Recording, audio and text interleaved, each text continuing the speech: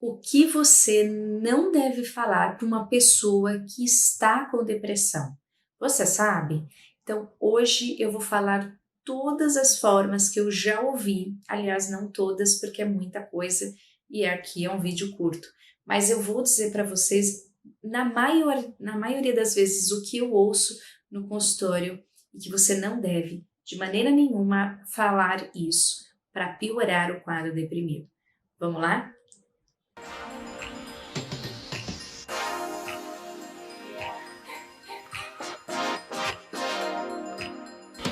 Bom, caso você não saiba sobre o que é depressão, eu vou deixar aqui embaixo na descrição uma playlist que eu tenho só de depressão, pensamentos negativos, depressão leve, depressão moderada, diferença de moderada e leve. Eu vou ter muitas coisas para deixar para você. Vou deixar uma playlist aqui, você vai achar aí alguns vídeos informativos para você, além de como lidar com a depressão também, tá bom?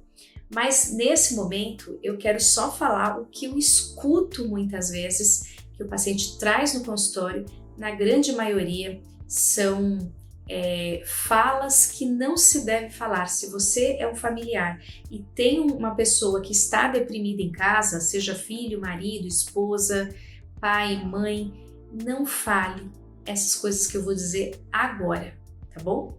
Vamos lá. Primeira coisa que eu quero dizer, assim, que eu ouço muitas vezes, e inclusive às vezes quando me perguntam sobre o que é depressão, a pessoa fala assim, mas eu tenho isso também que você tem, eu fico desanimada, eu fico triste, às vezes eu choro. Então a pessoa fala querendo ajudar, né? Dizendo, olha, eu tenho isso também, querendo amenizar aí o sofrimento da pessoa, querendo tirar ela do sofrimento, falando que ela também tem essa dor, mas na verdade é bem diferente de um desânimo sem ser deprimido, de uma tristeza sem estar deprimido, é bem diferente, tá? Então a gente não deve dizer isso para a pessoa, porque é como se você igualasse e tentasse mostrar para a pessoa que o que ela sente é pouca coisa. Então, não faça isso, tá bom? Segunda questão que eu ouço bastante é: saia dessa cama, você precisa reagir, saia daí e é saindo da cama que você vai ficar bem. Vai fazer alguma coisa, saia disso. Então, quanto mais a pessoa fala, saia disso, isso é uma coisa, é um clichê, basicamente, né? Você está dizendo para a pessoa que ela já sabe o que ela precisa fazer, sair da cama. Ela precisa melhorar e ela precisa reagir. Então ela sabe disso. O problema é que ela não consegue, porque a depressão é muito maior do que a força de vontade, tá? Então ela é muito mais difícil de viver e de passar e de experimentar e de sair disso. Tanto é que ela é considerada uma doença e precisa ser tratada, tanto com medicamento como terapia. Então, a gente não pode dizer para a pessoa, olha, reaja, saia dessa cama. Então, isso gera maior irritabilidade da pessoa que está com depressão, mais raiva, explosões com você, né, com o seu relacionamento, e ela tem a tendência também ela é piorar o quadro de ouvir essas coisas, tá bom? Então não fale. Outra forma que eu vejo bastante no consultório terceiro momento que eu vejo que aparece muito é a cobrança. Você tem que. Então tudo que você completar a frase de você tem que é uma cobrança, é uma obrigação. Então você tem que trabalhar para melhorar, você tem que parar de chorar para você ficar melhor. Então, quando você usa você tem que, é como se você cobrasse a pessoa que ela tem que sair daquela situação obrigatoriamente. E cobrar as pessoas com um quadro deprimido não é legal, tende a piorar o quadro e principalmente a pessoa se sente pior, porque ela sabe que ela precisa sair daquilo. Ela sabe que ela precisa trabalhar, ela sabe que ela tem que parar de chorar, ela quer parar de chorar, ela quer trabalhar, mas existe uma coisa muito maior que é esse adoecer. Então, não é, ficar estimulando a pessoa com cobrança é pior o quadro em vez de melhorar. Então, não cobre a pessoa. Você vai trabalhar, você tem que trabalhar, você tem que sair daí, tá? Não cobre. Outra fala comum é: você não está deprimido. Não. Você não chora, só dá risada, conta piada, sai de casa, vive saindo para um lado e para o outro. Você fica no videogame, você fica na TV. Você tá ótimo. Você não tá deprimido.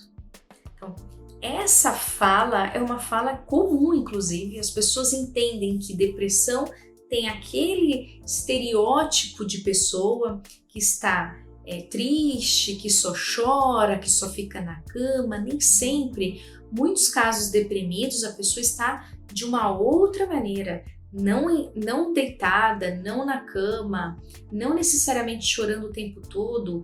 Muitos deprimidos até tenta lidar com a situação de uma forma mais alegre.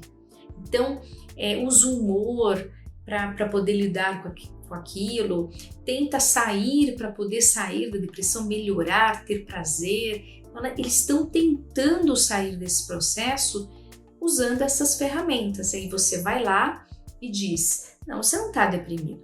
Como se você desclassificasse o sofrimento da pessoa, minimizasse o sofrimento da pessoa que está ali se tentando o máximo, dando-se o máximo para poder reagir àquela situação, tá? Sorrindo, não chorando, saindo, jogando, vivendo, tá? Então, não faça isso, porque a tendência ela é piorar. Outra fala também comum é: olha quanta coisa você tem. Você tem casa, uma casa linda, você tem um trabalho, um bom emprego, você tem tudo. Quando você fala isso, você tem tudo, você tem uma casa, você tem isso, você tem aquilo, começa a mostrar para a pessoa, tentando ajudar ela a sair de um quadro negativo, de um negativismo, de pensamentos ruins, você ficar nomeando o que ela tem de bom, de positivo, não vai ajudá-la. Pelo contrário, vai fazer ela se sentir mais culpada, tá? Ela já tem uma culpa excessiva, ela vai ficar pior porque ela não tá olhando, não tá conseguindo olhar o lado bom da vida dela, não tá conseguindo agradecer. Muitos pacientes falam isso no consultório: eu não consigo agradecer o que eu tenho, não consigo ver o quanto eu sou grata por tudo que eu tenho, eu tô com medo até de ser punida por isso, por eu pensar sempre ruim, sempre não conseguir enxergar que tudo tá bom para mim, tá? Então, é difícil para um paciente, não é simples como você está colocando, e isso gera maior culpa na pessoa, né? Do outro tá falando: você tem tudo, você tem, olha quanta coisa você tem. E aí a pessoa fica pior e se sente culpada. Não faça isso. Outra coisa que acontece é assim: você tem Deus, você tem, não sei por que você cismou que você está doente, você tem que ter mais fé. Quando a pessoa utiliza a religião para argumentar com um paciente deprimido, é pior ainda. Eu sei que religiões às vezes ajudam, mas ela também pode, nesse aspecto, atrapalhar, tá? Então, por que está atrapalhando esse argumento de falta de fé, de necessidade de ter fé, de você olhar pelo lado mais religioso da coisa? Porque a pessoa já provavelmente tentou, se ela é religiosa, se ela acredita, se ela tem uma religião e frequenta pessoalmente, ela já tentou isso. Ela já pensou, muitas vezes lá no começo, ir para a igreja, falou com uma pessoa, o líder, já conseguiu rezar não sei quantas vezes, orar não sei quantas vezes. Ela já tentou ter essa fé, ela já tentou isso, tá? E não houve sucesso, porque na verdade a depressão ela é uma doença mental, não tem nada a ver mente com a parte espiritual da coisa, a parte religiosa. Então vamos entender um pouquinho isso, vamos entender que uma coisa pode até complementar a outra, mas uma coisa não necessariamente exclui a outra, tá? Então não vamos achar que ela tendo mais fé ou tendo mais religião, ela vai conseguir sair disso. Não, ela pode ter tudo isso, mas ela vai precisar de outras coisas, porque ela está doente, ela vai precisar de outras coisas para conseguir dar conta disso tudo, tá? E poder realmente retomar a vida dela, conseguir lidar com essa situação, tá? Então, não faça isso, porque ela vai se sentir muito mal de não conseguir ter fé, de não conseguir ter Deus no coração, alguma coisa nesse sentido, e até você menospreza que ela tem um sofrimento mesmo, que ela tem uma doença. Ela não cismou, ela está, né, naquela condição. Então, não faça isso. Você está curtindo esse vídeo? Se você estiver curtindo esse vídeo, deixa um like aqui para mim, tá? E se você tem pergunta para mim, #Leila, me ajude no assunto lá no meu e-mail ou aqui embaixo nos comentários. Você pode deixar aqui embaixo, quero te ouvir. Deixa o seu feedback também, me conta um pouco como é que está sendo esses vídeos para você. É importante eu saber se você está gostando, se eu tenho que continuar, se eu tenho que parar, se eu tenho que falar de algum determinado assunto que você se interessa. É bom eu saber, tá bom? E deixa a sua pergunta com #Leila me ajuda, que eu sei, me ajude, que eu sei que você vai querer que eu responda em vídeo, tá bom? Outra coisa que eu escuto, é difícil ver você aí na cama, é difícil ver você triste, é difícil ver você chorar, é difícil pra mim, é difícil pra mim. Quanto mais você diz isso, pior a pessoa vai ficando. Não fale. Eu sei que assim, você fala, é óbvio que não é pra falar isso pra pessoa. Não é óbvio, eu ouço isso em consultório, tá? Chega um momento que alguém da família vai colocar isso para fora, porque realmente está sendo um sofrimento para esse ente querido, para essa pessoa, ver o outro sofrer, ver o outro daquele jeito, por dias, por semanas, por meses, e chega uma hora que ela explode e fala isso. Eu não aguento mais ver você assim. Quanto mais você falar que é difícil para você ver a pessoa doente, mais difícil para ela sair. Por quê? Porque não depende só dela. Tá? Tem umas questões químicas cerebrais que acontecem no processo de depressão, num diagnóstico de depressão. É químico também, não é força de vontade apenas, não é só emocional. Existem aí fatores químicos que estão deixando de acontecer, deixando de fazer as sinapses para poder trazer esse humor melhor, alterando esse humor da pessoa. Então, por isso a medicação, por isso justifica aí a medicação na pessoa, né, no tratamento. Então, não diga para ela, é difícil para mim, porque ela vai se sentir tão culpada, tão mal, que pode até ser que eu desencadeie uma tentativa suicida ou uma ideação suicida. Então, não façam isso. Isso torna-se uma certa cobrança para ela. De que eu tô fazendo mal para os outros, estou fazendo mal para fulano, para Beltrano, tá? E por último, mas antes de eu falar o último, você já se inscreveu aqui no meu canal? Se você ainda não se inscreveu, aqui embaixo tem uma tecla escrito inscreva-se. Aperte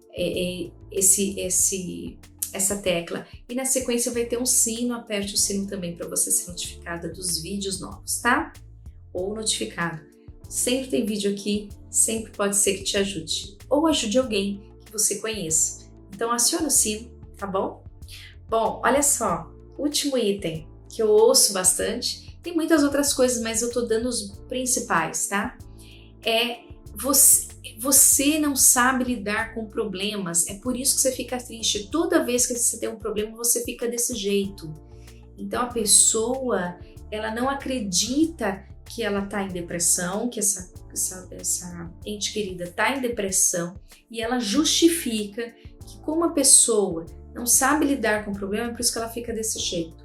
Na verdade, no quadro deprimido, a gente percebe a incapacidade, um comportamento mais incapacitante. A gente percebe a dificuldade de concentração, de memória, a dificuldade de decisão, de decidir coisas, sabe? É muito difícil, pensamentos muito de ruínas, então acaba deixando a pessoa limitada, mais difícil de conseguir resolver problemas, conseguir, tanto que a gente pede aí para não tomar grandes decisões em processos de depressão, deixar para depois e pedir para a família ajudar quando não tem como esperar, precisa decidir, tá? Porque a pessoa não tem condições de ter uma avaliação mais, não é correta, mas com mais certeza. Às vezes ela está envolvida por todos os sintomas da depressão e fica mais difícil de ela conseguir tomar uma postura, uma decisão melhor. Então a pessoa se torna um pouco mais inútil, um pouco mais incapacitante e inclusive sentimental mesmo. Ela se sente incapaz, ela se sente inútil. Aí você vai lá e diz para ela que ela não sabe resolver problemas e que por isso ela está daquele jeito. Aí é como se você esmagasse ela um pouco, como se você dissesse para ela que ela não tem nada a ver com doença, tem a ver com um problema que ela tem. E não é verdade, tá? Os sintomas deprimidos é que acarreta essa dificuldade de resolver problemas, de trazer uma decisão na vida dela e por todos os sintomas que já citei aqui, tá bom? Então, até por evitar culpas, então eu não vou tomar nenhuma posição e fico sempre neutra para eu poder evitar aí a culpa. Eu já estou culpada demais, então muitas vezes ela tem um comportamento até neutralizante, não vou fazer nada. E aí não tem nada a ver com resolução de problema, isso que é importante dizer para vocês, tá bom?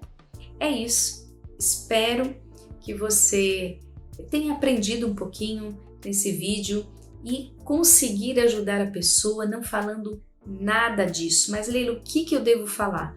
Bom, eu vou deixar para um próximo vídeo, que esse vídeo já está bem grande, tá bom? No próximo vídeo eu vou deixar essa informação para você, tá bom? Um grande beijo e até o próximo vídeo. Tchau!